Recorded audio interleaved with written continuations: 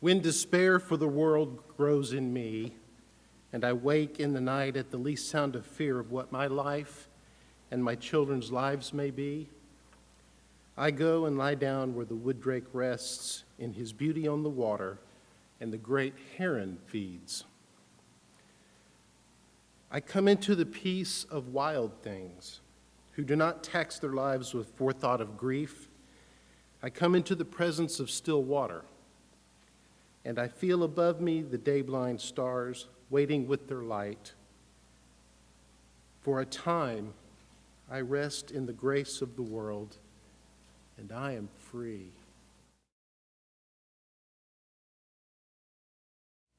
How am I a person of courage?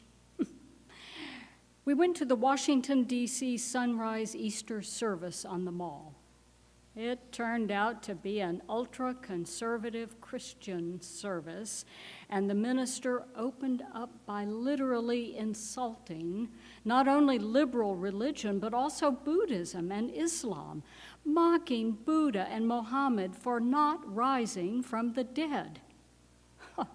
My heart rage got so kicked up that I could barely stay in my seat. But I chose to let myself get curious about it and let the anger energy go into the earth while keeping the charge. Result? I enjoyed the incredible spring beauty around me, enjoyed the melodies of the music and singing Amazing Grace with 3,000 people at the base of the Lincoln Memorial, and seeing the sun rising and perching momentarily atop the Washington Monument. I savored the fact that the intriguing building project we passed was the new National Institute of Peace. I was truly present with my daughter and siblings, knew I was in very good company as a person of courage, choosing to transform heart rage, anger, energy into peace-creating energy, and that there must have been hundreds more of us doing the same thing in that huge crowd. Our second reading comes from the book When Things Fall Apart, Heart Advice for Difficult Times by Pema Chodron. There once was a young warrior.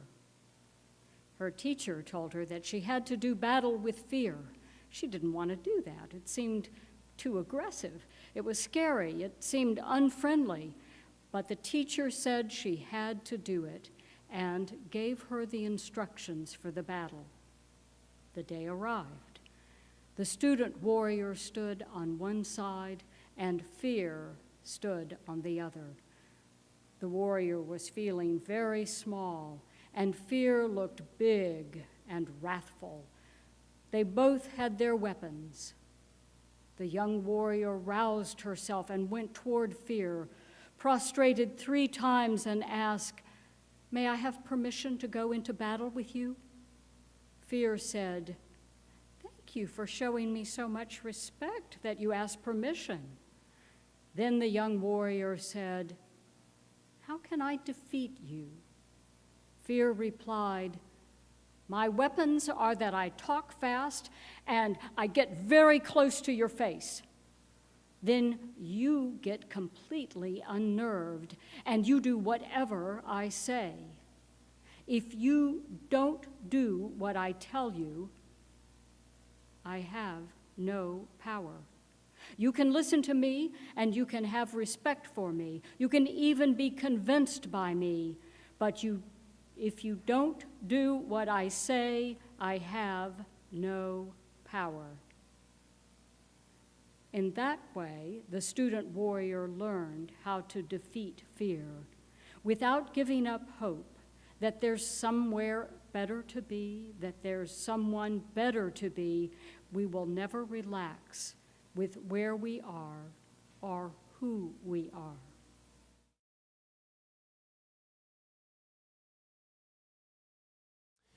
If you're a fan of the HBO series The Leftovers, you might recognize that video clip as the opening episode to the third and final season of the series.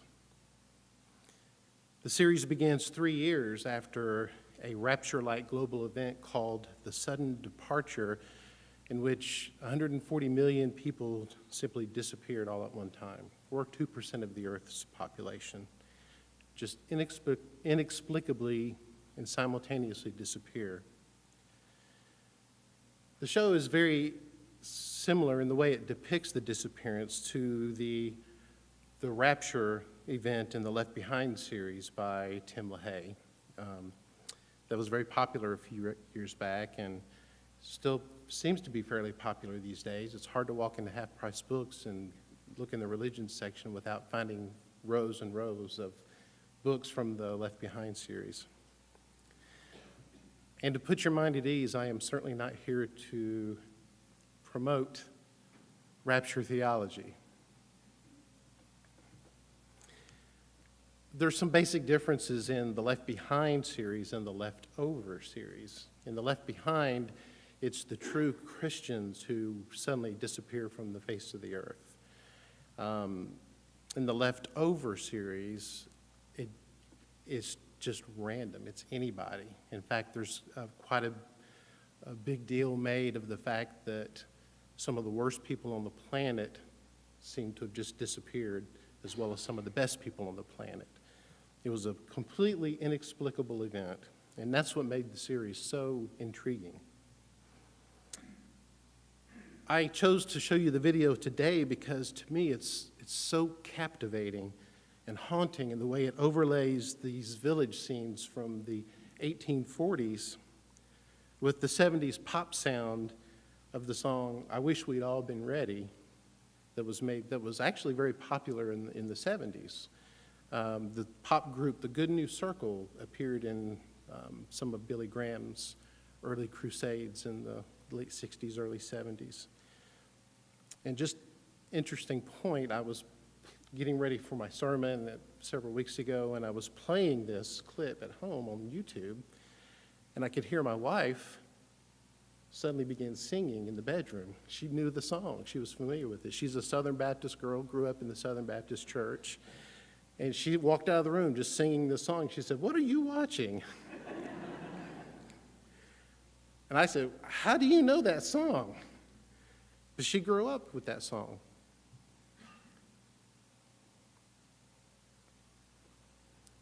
The song conveys an apocalyptic vision of what is to come, a world disintegrating into life that's filled with guns and war and children dying and days growing cold and days in which a piece of bread could buy a bag of gold. The song then laments, "I wish we'd all been ready," meaning, I wish we had all been converts to a narrow and particular type of Christianity in which the Son of God swoops in and saves the day, saves the true believers, that is, from the wrath and destruction of a world that's inevitably spinning toward self-destruction. And while this is all very grim, the good news for those who are ready and for those who are the true believers is that they will not be around to suffer through it. They will have been taken by Christ to be in heaven with God until such time as God sees fit to set new things in motion.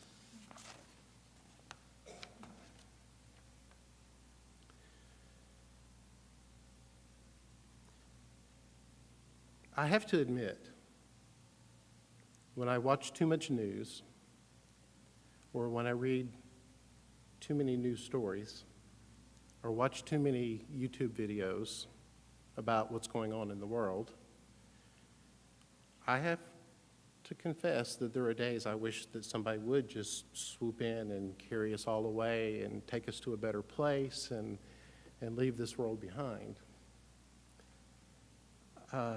Those moments are brief. They don't last very long. Thank goodness. Because I think that goes against who we are as people, as human beings put on this planet. But since the 70s, the popularity of this narrow theological perspective has grown, and it's perceived a lot of times by those who are either new to the Christian faith or unfamiliar with it as the mainstream of an authentic and traditional Christian faith. The truth is, in its 2,000-year history, this rapture theology has only been around, it's been around less than 200 years. It's new. And yet today it seems to have gained a tremendous popularity in both the pop media culture, as evidenced by the popularity of the Left Behind series from a few years ago, and the political culture of the very ultra-conservative Christian right. In his book, American Fascists, Pulitzer Prize-winning journalist Chris Hedges raises an alarm about the split in America that this type of theology seems to promote. It's a split that's more than just economic. He writes, "The split in America is between those who embrace reason, who function in the real world of cause and effect, and those who, numbed by isolation and despair, now seek meaning in a mythical world of intuition, a world that is no longer reality-based, a world of magic." Hedges goes on to point out that the work of the Christian right to create an exclusively Christian nation is sustained by a dark ideology that masquerades as sound Christian theology. And in this theology, the difficult task of making moral choices, of accepting personal responsibility, of dealing with the chaos of human life is handed over to a God who watches silently while waiting for the tumblers of history to click into place so that he can send his Son to whisk away the truly faithful. For Hedges, the threat of this theology is that those who adopt this belief system find themselves in the dictates of a church and its predominantly male leaders, a binary world of right and wrong, good and evil, saved and unsaved, or even worse, saved and lost. A worldview in which people are no longer judged by their intrinsic qualities, but by their actions or their capacity for self-sacrifice and compassion. They're judged strictly by their rigidity and their obedience to an ideology that is not so much theological as political. An ideology that is drawn not so much by the search for truth as the acquisition of power. To me, the sadness of this theology is that it cloaks itself in hope. The music was beautiful. I loved it. I loved the sound of it. I loved the orchestration in it, and I loved the way the chords progressed and resolved. And I found myself being carried away with kind of sentimental feelings and longing for something beyond myself. But it's actually a theology that's rooted in despair and driven by escape. In a word, it's a theology without much courage, our word of the day. So I'm standing here today not to ridicule or demean other theologies, or even this theology, but to kind of help us as a community of faith to find and to nourish and to live our lives from a place of courage. We've talked about courage a lot this month. As I said to our children, we spoke about the courage to speak the truth, the courage to be a father. I felt it took a little bit of courage for me to play that video clip for you because I wasn't sure what you would think. But nobody walked out. So that's a good thing. And that's part of the reason why I'm happy to be up here today, because I believe, as Unitarian Universalists, that we have kind of in our DNA something that allows for diversity of belief and diversity of opinion and a willingness to trust that I'm not going to get up here and just rant about something that has nothing to do with our connection to community and to the world. So today I want to speak about the courage to stay and what that means to have courage to stay. And so it may be best to begin by explaining that to stay isn't about being passive or inactive. It can look that way from the outside. In meditation practice, it often looks as if nothing is happening. Like one is just sitting quietly, breathing in and out. But if you've ever meditated, you know that what you are doing is anything but inactive. Thoughts and feelings, dreams, ideas, good memories, bad memories, song lyrics, they all rise to the surface in our meditation practice. And there's an awful lot of courageous work happening inside the person meditating, because you are learning to let whatever painful thoughts and emotions arise, whatever good thoughts and feelings that arise within you,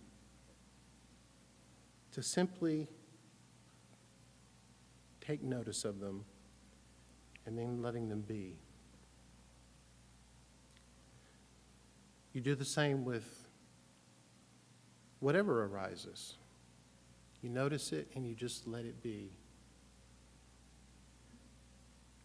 In this sense, the courage to stay is really the courage to be. To be. To be. The courage to be who you are, right there, in the chair, on the cushion, with your back straight and your heart open, with an attitude of acceptance and a trust that whatever comes up within you is good and won't destroy you. Good doesn't mean comfortable.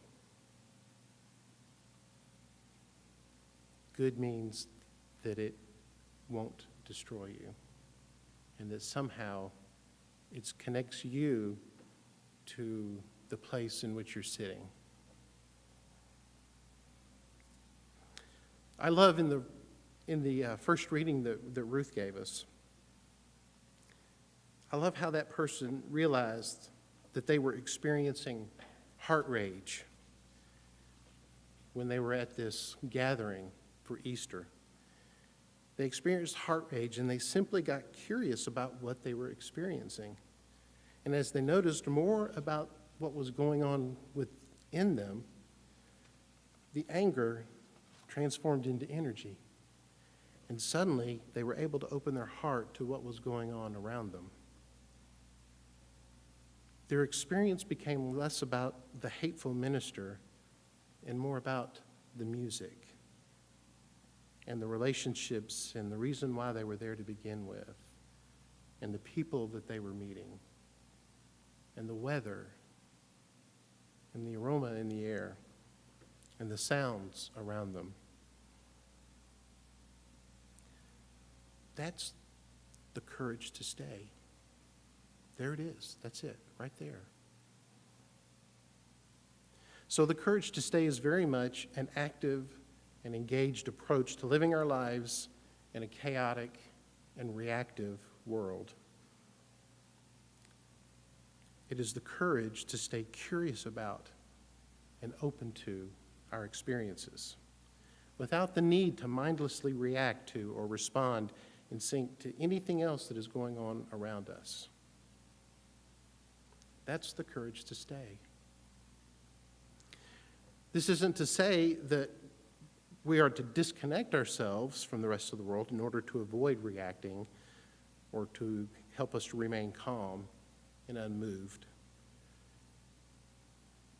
The courage to stay is the courage to confront meaninglessness, to confront despair, to face differences of belief, opinion, of values with other people, while at the same time staying in relationship to them and with them. The sadness of a theology that draws comfort from escaping or disengaging is that it disrupts our relationships in the world. It disrupts our relationships with each other. It disrupts our relationship with the world. A theology of escape makes a statement about us in this world that I don't think is true. It says that this world doesn't belong to us and that we have no place in it. And not only that, not only does the world not belong to us, but we are powerless to do anything about what is going on in this world. And in fact, there's kind of a well-known gospel song that in the early years of my Christian walk, I sang many times at Wednesday evening fellowship services. And you may know this song. Most you use come from other denominations, so you may know this song. This world is not my home. I'm just passing through. My treasures are laid up somewhere beyond the blue. The angels beckon me from heaven's open door. And I can't feel at home in this world anymore. Oh Lord, you know I have no friend like you. If heaven's not my home, then Lord, what will I do? The angels beckon me from heaven's open door. And I can't feel at home in this world anymore. Stanley, I have to apologize. I think I changed keys several times during that a cappella rendition. Thank you.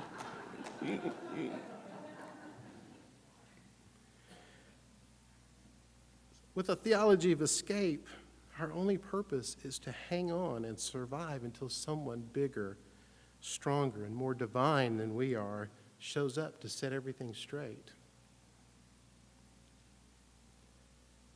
By contrast, the courage to stay embraces a theology with a vastly different view of our humanity and the world in which we live.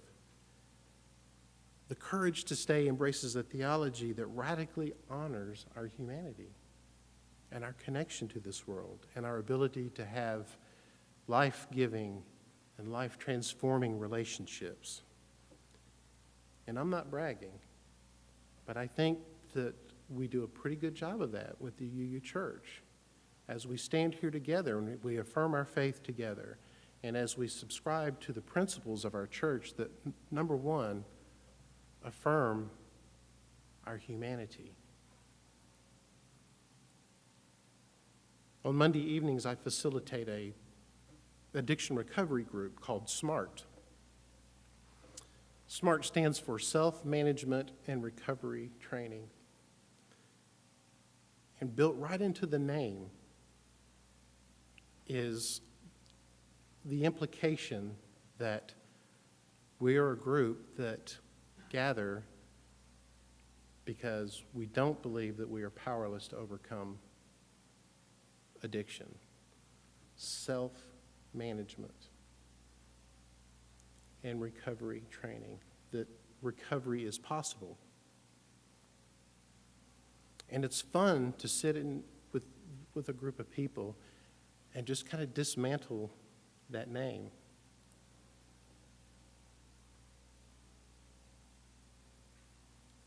It's fun to watch the light bulb go off when somebody suddenly realizes, somebody who's maybe wrestled with addiction a large majority of their life and has been to one recovery group after another and been in and out of rehab over and over again. To see the light bulb go off and say, wait a minute, you're saying that I'm not powerless. You're saying that I can do this, I can overcome this. And the response is yes. And not only that, it gets better. You have a community of people here who are wrestling with the same thing you are. And that's where the work happens in the group. We talk back and forth, and we offer encouragement, we offer support, we offer tips, we offer anything that we have that has helped to another person. And people walk in with their shoulders stooped, and they leave most of the time standing a little bit taller. Sometimes they go from this to this, but that's better. They're not quite here yet because they realize they have a lot of work to do and a lot to overcome. But they also realize that nobody is coming to save them. Nobody's swooping in.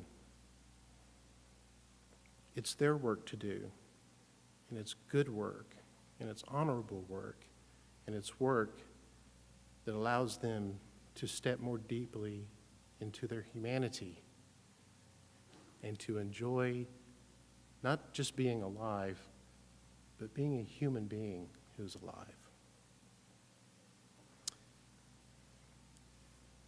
When I was in seminary, one of my favorite and most challenging professors would say, "The minister's only task is to bring good news to the people."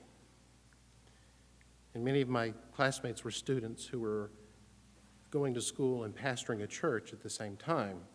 And I would frequently hear him ask one of these classmates when he ran into them in the hallways or in the break room or in the cafeteria, "So tell me, what good news have you brought to your people this week?" I was always thankful that I wasn't pastoring a church when I was in seminary. But I'm thankful to be able to stand up here today and share the good news with you. That you're here, and we're alive, and we're a community of faith who know how to love one another, to know how to embrace being alive, being human, to be in relationship, and to simply just love one another. Regardless of our differences, regardless of our warts, regardless of whatever, we're here and we have each other. And that's the good news today. Amen.